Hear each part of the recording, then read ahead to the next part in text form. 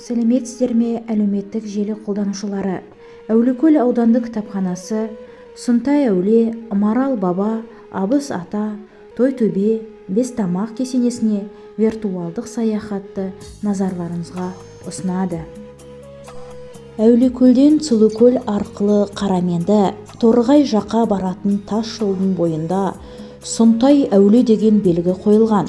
Сол белгінің қасынан өткенде мен мұсылманмын деген адам қол жайып, Құран бағыштап өтер анық. Сунтай Сарқытұлы туралы айтатын болсам, Сұлукөл ауылының Қарамендіге баратын биік тас жолдан оңға қарай 5 шақырым жерде үлкен төбешік бар, тау. Сол тауда осыдан 350 жылдың сыртында Сунтай Сарқытұлы деген кісі жерленген. Ол кісі өзі батыр болған, әулие болған, көріпкел болған, алды болжап, алда не болатынын біліп отырған кісі екен. Әулие Малтабар Абыз ата Диев ауылының 8 шақырым жерінде мұсылмандар зиратысында жерленген.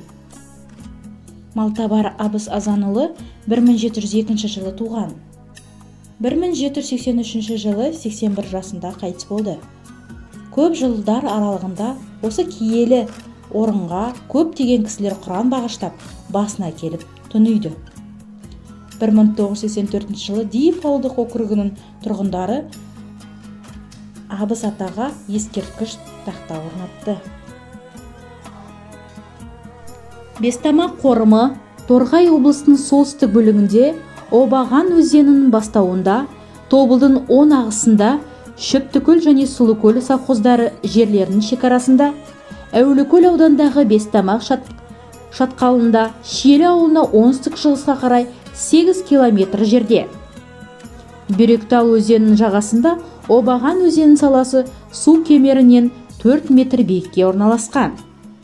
Елді мекендегі тұрақты археологиктар жұмыстар 1981 жылдың жазында басталды. Зерттеу алаңында әр түрлі сипаттағы 26 шұңқыр табылды. Олардың кейбіреулері ежелгі адамдардың үйлерінің қалдықтары болуы мүмкін. 2002 жылы қазба жұмыстары қайта басталып, 2008 жылға дейін созылды. Осы уақыт ішінде 170-тен астам жерлеу орындары, қабір шұңқырлары мен салттық құрылыстары ашылды.